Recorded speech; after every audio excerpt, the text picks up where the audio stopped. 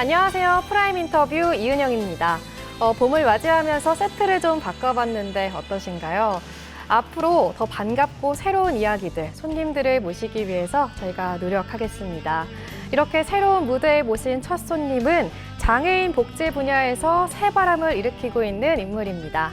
오늘 프라임 인터뷰에서는 충북재활원 원장을 맡고 있는 김성우 신부와 함께 다양한 이야기 나눠보겠습니다. 반갑습니다. 네, 반갑습니다. 네, 엄격한 성직자 분위기보다는 이 미소에서 네. 친숙함과 편안함이 느껴지는데요. 먼저 이 충북재활원이 어떤 시설인지 소개해 주시죠. 예, 저희 충북재활원은 1954년 한국전쟁 이후에 전쟁고아 24명을 데리고 당시에는 대성보육원이라는 이름으로 시작을 합니다.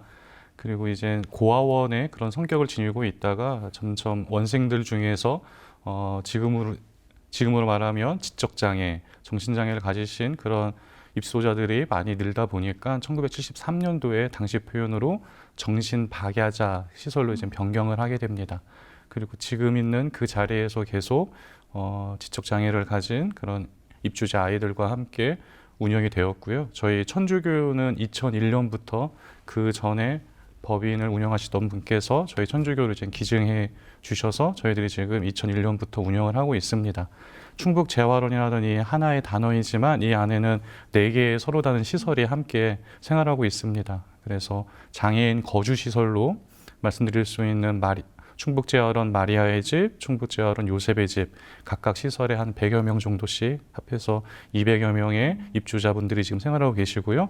장애인 직업재활시설, 이제 제가 장애인이라든지 저희 재활원에 사시는 분들이라든지 근로의 능력이 있고 또 근로를 하고 싶어 하시는 분들이 함께 모여서 일을 하고 있는 충북재활원 보호작업장, 그리고 지금은 제가 장애 아동들을 위해서 작은 의원, 충북재활원, 재활의원 이렇게 4개의 시설을 함께 운영하고 있습니다.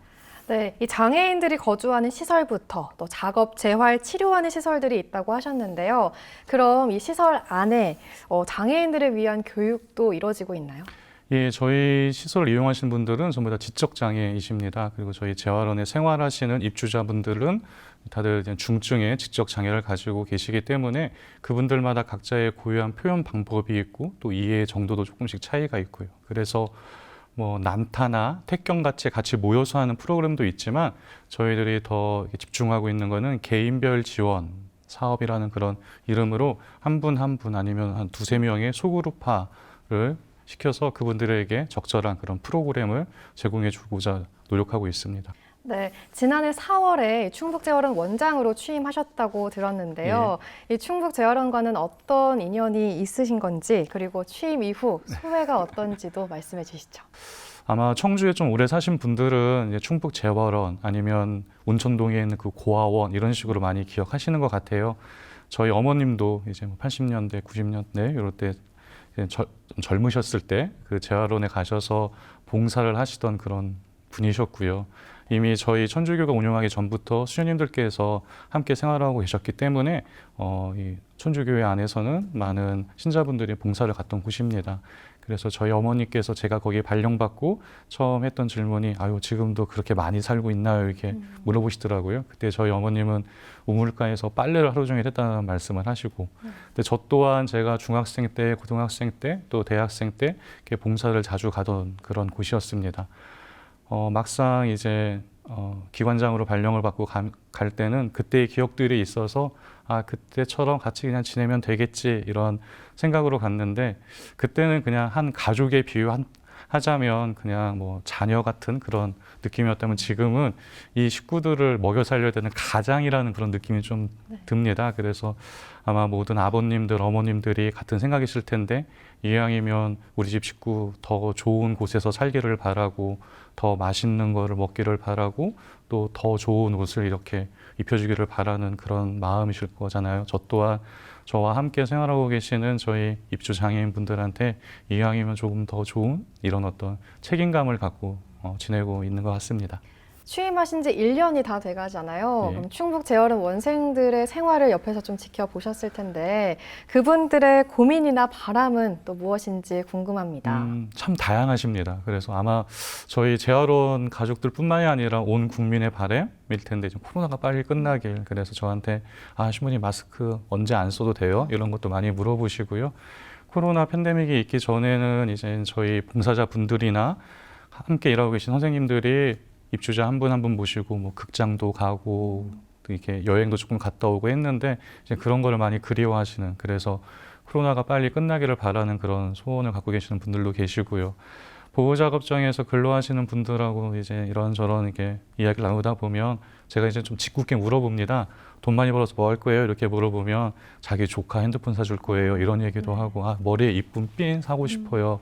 이런 얘기도 하고, 그 중에서 이제 막 가정을 꾸미신 분도 계시거든요. 그래서 자기 아기 얘기하시는 분도 계시고, 또 조금은 이제 지적인 능력이 조금은 좋으셔서 충분히 자립할 수 있는 그런 분들은 이제 자립을 이제 꿈꾸십니다. 그래서 여기에서 많은 연습, 그런 어떤 자신감을 갖게 되면 자립을 하는데, 지금 저희 한 입주자분을 이제 자립을 준비하고 있어요. 지역사회 작은 아파트 이렇게 도움 받아서 전셋집 이렇게 구해서 자립을 지금 준비하고 있는데, 이제 그 자립을 나갈 그 친구가 자기가 어떻게 집을 꾸밀 건지 이렇게 그림을 그려왔는데 막 이쁜 커튼에 뭐 가구는 어떤 걸 하고 아주 상세한 그런 배치도 이런 거를 이제 그려온 걸 보면서 한편으로는 참 되게 그 모습 이쁘기도 했지만 한편으로는 좀 미안했습니다. 얼마나 꿈꾸고 기다렸는데 이제서야. 아무튼 이렇게 다양한 꿈들, 그런 것들을 표현하는 분들의 이야기를 들으면서 함께 지내고 있습니다. 네, 원생들이 좀 소소하지만 간절한 꿈을 이 충북 재활원에서 이룰 수 있지 않을까 생각이 드는데요. 그만큼 이 도움의 손길도 많이 필요할 것 같아요. 어떤가요? 네, 도움의 손길이 많이 필요하죠. 아마 저희 충북재활원뿐만이 아니라 모든 사회복지시설이 비슷한 상황일 것 같습니다. 특히 코로나 팬데믹으로 이제 이런 것들이 많이 줄어든 건 또 사실이고요. 이렇게 단순히 또 물질적인 도움뿐만이 아니라 직접 찾아와서 사람과 사람이 만나고 그 안에서 온정을 느끼고 정을 느끼고 그런 어떤 기회들, 그러기 위해서 봉사자분들의 방문이 빨리 재개될 수 있기를 기대하고 있습니다. 한편 좀 걱정이 됩니다. 코로나 이후에 이제 우리의 어떤 문화나 자원봉사 문화나 이런 게 어떻게 바뀔지 좀 걱정되는 부분도 있지만, 저희 재활원이 잘 운영될 수 있기 위해서, 그리고 함께 생활하시는 그 장애인 분들께서 정말 존중받는 한 인간으로서 자신의 꿈을 얘기하고 또 삶 속에서 행복을 발견하기 위해서 그런 봉사자분들의 방문, 관심, 그런 게 항상 필요한 곳입니다. 네, 이 재활원은 원생들에게 되게 안전하고 따뜻한 보금자리라고 생각이 되는데요. 반면에 그 울타리 밖에 있는 장애인들은 좀 잘못된 시선이나 편견 때문에 상처를 입기도 합니다. 이런 현실에 대해서 우리 신부님의 생각은 어떠세요? 저희 카톨릭 교회에서 말을 하고 있는 여러 가지 사회학적인, 사회교리적인 원리 중에 연대성의 원리를 저희는 많이 이야기를 합니다. 장황하게 설명하기 좀 그렇지만 그냥 쉽게 표현하자면 저는 서로 다르다는 것을 아름답게 보자. 서로 다르다는 것이 중요하고 그걸 통해서 우리는 더 아름다운 세상을 만들 수 있다. 이렇게 말씀드릴 수 있을 것 같아요. 참으로 중요한 가치라고 저는 생각을 합니다. 물론 저희 입주 장애인분들께서 조금 다른 모습을 가지고 있지만 그 다름의 모습 안에서 조금은 이렇게 좀 두려워하는 그런 울타리 밖에 분들이 분명 계시는 것 같습니다.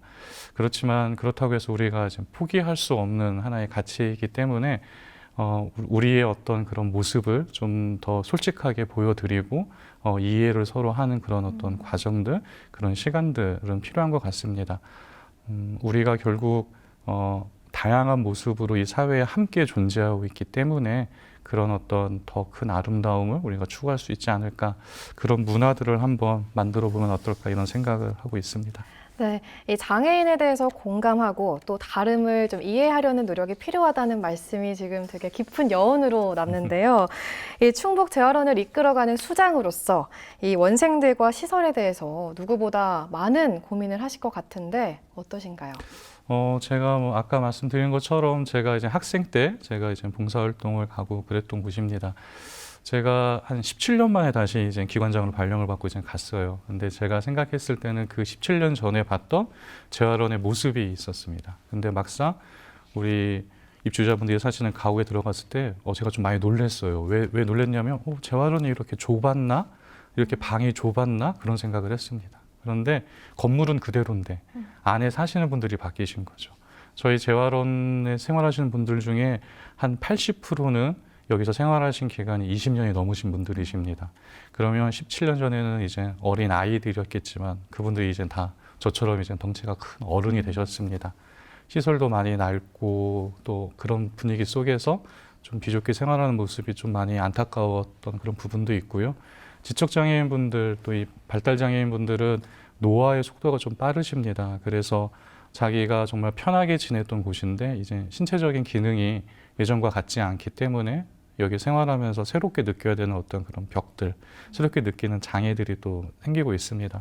그런 것들을 해결해 주지 못하고 있는 그런 상황에서 좀 죄송스러운 마음 간직하고 있고요. 또 지금은 꼭 그 코로나 상황이 갑자기 급변해서 너무나 많은 분들이 지금 힘들어하고 계시는데 저희 이제 입주 장애인 분들도 안타깝지만 이제 감염이 되고 그럴 때 저희들이 정말 일반 가정처럼 저희들이 그분들을 이렇게 잘 이렇게 공간적인 차원에서의 도움을 드리지 못하고 있는 그런 부분들이 좀 있어서 그런 게 좀 속상하기도 합니다.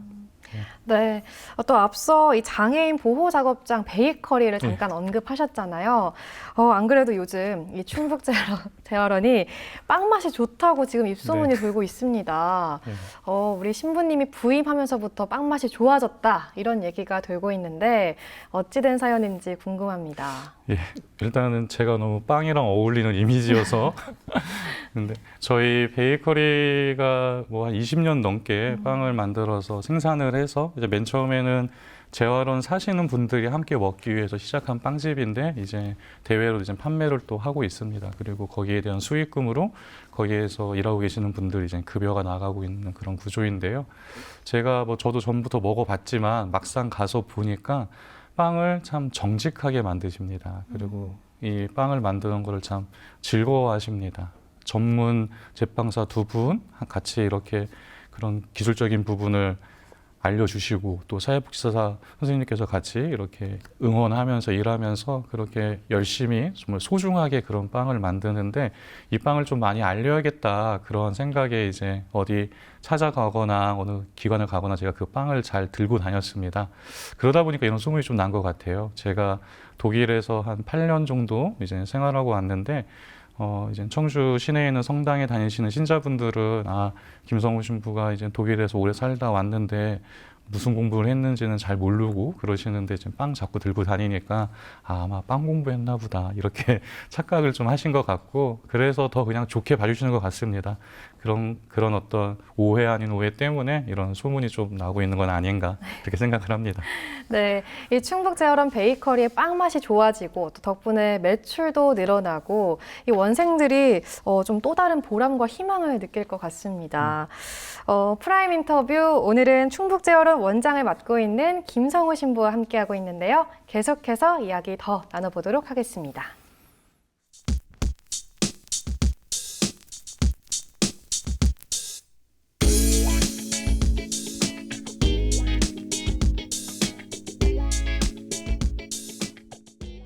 네, 이번에는 충북 재활원 원장 시절 이전에 대한 이야기를 잠깐 해보려고 하는데요.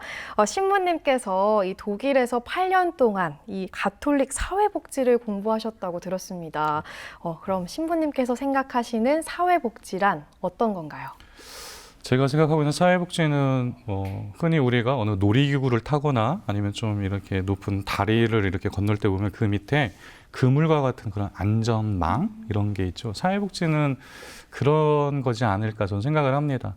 사실 우리가 그 나라 아니면 그 지역사회가 복지가 잘 되어 있는가 잘 되어 있지 않는가 평소에는 그것을 느끼기가 좀 어려울 것 같습니다. 마치 아무런 어려움 없이 그 다리 위를 잘 건너고 있을 때 이 다리 밑에 안전망이 있는지 없는지 사람들은 그것조차 잘 모릅니다. 그런데 갑자기 다리가 부러지거나 아니면은 무슨 사고로 해서 그 다리 위에서 떨어지게 되면 그 밑에 있는 안전망이 얼마나 촘촘하게 튼튼하게 있느냐 그래서 사람이 크게 다치지 않고 이렇게 그런 어떤 안전장치를 통해서 다시 정상 궤도로 올라올 수 있지 않겠습니까? 그런 것처럼 사회복지는 우리가 일상생활을 할 때 잘 느껴지지는 않지만 일상에서 여러 가지 이유로 잠시 어려움을 느끼거나 일상에서 잠깐 벗어나서 좀 특별한 상황에 처해져 있을 때 그분이 다시 일상으로 회귀할 수 있도록 그것을 도와주는 그런 역할인 것 같습니다. 그런 그물이 촘촘하고 튼튼하게 있으면 누구나 다 잘 보호받을 수 있을 겁니다. 그런데 그물코라 그러죠. 그 간격이 너무 넓고 튼튼하지 않으면 이제 많은 사람이 그 사이로 떨어지지 않을까 생각을 합니다. 그런 것처럼 좋은 사회복지란 이렇게 튼튼한 그물과 같은 역할. 그래서 많은 사람들이 일상에서 여러 가지 이유로 잠깐 벗어났을 때 더 추락하지 않고 다시 일상으로 돌아갈 수 있도록 보호해주는 그런 역할을 하는 것이 사회복지다라고 저는 생각을 합니다. 네, 이 사회복지를 그물망으로 쉽게 이렇게 비유를 해주셨는데요. 그렇다면 이 사회복지를 전공하신 신부님의 입장에서 이 장애인들의 복지와 관련해서 좀 더 특별히 관심 가거나 실천하고 싶은 분야도 있을 것 같아요. 어떤 건가요? 제가 장애인 복지 쪽으로 이제 발을 들이고 생활을 하면서 제가 좀 이건 꼭 해야겠다 생각이 드는 것 그런 어떤 개인적인 욕심일 수도 있겠지만 중고령 발달 장애인 분들에 대한 그런 어떤 문제점들을 좀 더 부각시키고 그리고 지역 사회뿐만이 아니라 이제 중앙 정부에서 좀 관심을 갖고 이런 대안을 좀 만들어가면 어떨까 이런 생각을 갖고 있습니다. 아까 말씀드린 것처럼 충북재활원에 지금 입주 장애인 분들 200여 분 같은 경우에는 이미 중고령으로 진입을 하셨고 일부 노령화가 진행되고 있습니다. 똑같은 40대라고 해도 일반 40대와는 다른 어떤 신체적 기능 저하가 이제 빨리 시작이 되고 있습니다. 그런 분들을 위해서 우리가 무언가 좀 도움을 드리고 싶고 그런데 이게 우리나라 지금 사회복지 틀 안에서 장애인 복지라는 이런 이 명칭 하나에 모두 아울러져 있다 보니까 그분들의 어떤 그런 특이한 상황이 잘 반영되고 있지는 않은 것 같습니다. 우리나라 인구 중에 한 5% 정도가 이제 장애를 가지고 계신 분들이라고 이야기를 하죠. 그 5% 중에서 다시 한 10% 조금 안 되는 퍼센테이지가 발달 장애인 분들이십니다. 어떻게 보면 장애라는 이 큰 표현 안에 있는 하나의 그룹입니다. 저희 천주교에서 많이 쓰는 표현 중에 우리가 교회도 이렇게 사회복지를 할 때 가장 작으니, 가장 가난하니, 바로 그 이왕이면 조금 더 어려운 사람, 이왕이면 조금 더 힘든 사람을 도와주는 것이 우리의 정신에 맞다 이렇게 이야기를 합니다. 그런 거 이런 어떤 우리들의 어떤 교회의 뜻도 있고 또 저 또한 국가에서 잘 도와주고 있는 이런 분야가 아니라 좀 관심이 없는 쪽에 그 관심을 좀 불러일으키는 역할을 굳이 종교가 아니라 이런 민간사회복지들의 그런 기관들이 해야 되지 않을까 그런 생각을 갖고 있습니다. 네, 장애인 고령화 문제에 관심이 있다고 지금 말씀을 해주셨는데요. 취임 이후에 보건복지부 장관을 만나서 이 내용을 건의하셨다고 들었습니다. 어떤 내용인지 또 그 사이에 성과는 있었는지도 궁금합니다. 예, 지난 추석 때였죠. 지금 보건복지부 장관님께서 저희 기관을 방문해 주셨습니다. 그래서 보건복지부 장관님과 저희 충청북도 행정부지사님, 또 청주시 복지국장님 이렇게 같이 방문해 주셨고 그 자리에서 저희 기관을 이렇게 소개할 수 있는 그런 기회가 있었습니다. 장관님께서는 이제 충북재활원 이렇게 하고 아마 저희들 입주자분들의 이런 상황을 이렇게 쭉 보시고 어느 정도 이렇게 기대치를 갖고 계셨던 것 같아요. 좀 젊은 장애인분들 아니면 어린 아이들 그런데 막상 와서 보니까 장관님이 생각하신 것보다 이 숫자적으로 표현되는 나이가 아니라 실제적인 어떤 삶에서 보여지는 그런 어떤 고령화가 이제 좀 눈에 좀 드러났던 거를 좀 느끼셨던 것 같습니다. 그리고 그래서 제가 그때 같이 기관 같이 소개하고 기관 같이 둘러보면서 이제 그런 말씀을 드렸습니다. 불과 10년 전만 해도 이곳에서 아무런 불편이 없이 생활하시던 분들이 이제 이곳에서 불편함을 느끼고 계십니다. 어찌 보면 지금 중앙 정부에서는 뭐 탈시설화 아니면 지역 자립 뭐 이런 방향으로 국가의 정책을 지금 갖고 가는데 물론 그게 중요한 내용이긴 합니다. 그렇지만 그것만으로는 도움을 받지 못하는 그런 어떤 탈시설화라는 그런 어떤 표현 안에서 제외되어지고 있는 그런 분들 그 중에 대표적인 그룹이 저희 재활원에 계시는 분들과 같은 이미 중고령 발달 장애인들이십니다. 그분들을 위해서는 또 다른 관점에서의 접근이 필요합니다. 자립을 20대, 30대에 해서 혼자 아파트에서 생활하시던 분들도 어느 정도 이제 연령이 되시면 거기에 생활이 너무 어려워지셔서 다시 시설을 찾는 경우가 있습니다. 부모님들이 젊고 건강하셨을 때는 우리 아이 끝까지 책임지겠다 말씀하시지만 부모님들도 이제 연세가 드시니까는요. 70 노모가 40 덩치 좋은 발달장애인 아들을 위해서 이렇게 일하시는 모습 얼마나 안타깝습니까? 이런 것들에서 우리가 이미 가지고 있는 시설들을 더 활용할 수 있는 그런 방안들에 대해서 좀 고민해 주십사 부탁을 드렸고요. 장관님과 그리고 저희 도 관계자분들, 또 시의 복지부장님, 그리고 저희 흥덕구의 국회의원님까지도 이런 주제에 아주 관심을 많이 보여주셔서 지금 아직 이제 뭐 100% 정해진 건 아니지만 아직 우리나라에는 좀 드문 그런 케이스긴 한데 이렇게 중앙 정부와 지자체와 민간이 함께 힘을 합쳐서 발달 장애인들 중에서도 좀 노령화가 진행되어진 그런 중고령 발달 장애인 분들을 위한 좀 차별화된 그런 어떤 시설들, 그리고 지금 청주 시내에 이제 주간보호, 장애인 주간보호 시설이라고요. 낮 시간에 이제 지내시는 그런 시설인데요. 사실 너무 많이 부족합니다. 그리고 역시 그곳을 이용하시는 분들 중에서 이렇게 연세가 드시는 분들은 좀 제외되고 있는 상황이거든요. 이런 어떤 것을 보완할 수 있는 그런 어떤 시설의 그런 기능을 좀 더 확대하고자 하는 그런 사업을 추진하고 있습니다. 네, 이런 장애인들의 고령화 문제가 비단 충북 재활원만의 문제는 아니죠. 그렇다면 뭐 지자체나 정부 차원의 대책이 절실하게 필요할 것 같다는 생각이 드는데요. 예. 어떤 방안이 있을까요? 저는 뭐 구체적인 방안보다는 먼저 우리가 장애라는 이 글자에 너무 많은 것을 담으려고 하는 생각을 합니다. 무슨 말씀인가 하면 장애인법 안에서도 장애인복지법 안에서도 장애의 유형은 15가지가 있습니다. 뭐 단순하게 지체 장애와 뭐 정신 장애 이렇게 구분이 되고 이 안에도 다 다양한 장애가 있습니다. 그 장애를 가지신 분들마다 다 다른 특성이 있습니다. 그런 어떤 특성을 좀 고려해 줘야 되는 그런 정책, 그리고 그런 다름을 좀 염두에 두는 어떤 지역 이런 어떤 장애인들의 어떤 문제점들을 바라보는 어떤 이런 관점, 이런 것들이 먼저 선행되어야 되지 않을까 일단 생각을 하고요. 공공기관에서 할 수 있는 역할과 저희와 같은 민간사회복지기관, 법인에서 할 수 있는 역할이 분명히 다릅니다.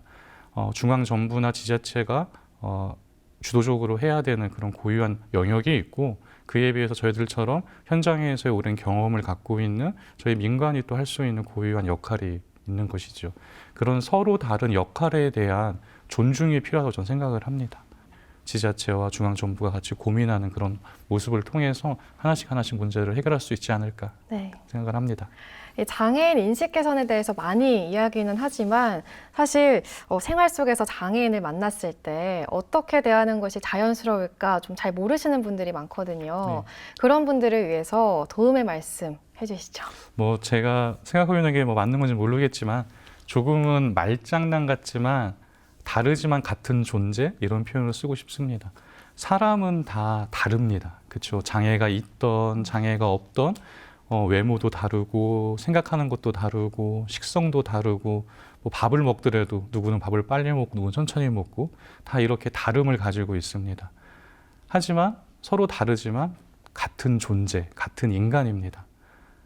장애를 가지고 계시지만 그분은 장애라는 표현보다는 다름을 가지고 계신 분이라고 생각해 주시면 좋을 것 같습니다. 그렇지만 그분도 우리와 똑같은 존재, 똑같은 인간, 똑같은 사람이라는 것입니다. 그렇기 때문에 우리가 조금은 다르게, 모습이 조금은 다를 수 있고 걷는 게 조금은 다르고 의사소통의 방법이 조금은 다르지만 그들도 나와 똑같은 인간이다. 이런 어떤 생각을 갖고 있는 데서부터 장애에 대한 어떤 편견, 그런 어떤 두려움, 이런 것들이 좀 해결되지 않을까 그렇게 생각을 합니다. 네, 우리 신부님께서 청주시 노인복지관 관장을 거쳐서 현재는 충북재활원 원장, 그리고 가톨릭 사회복지연구소장까지 정말 다양한 중책들을 맡고 계시는데요. 어려움은 없으신가요?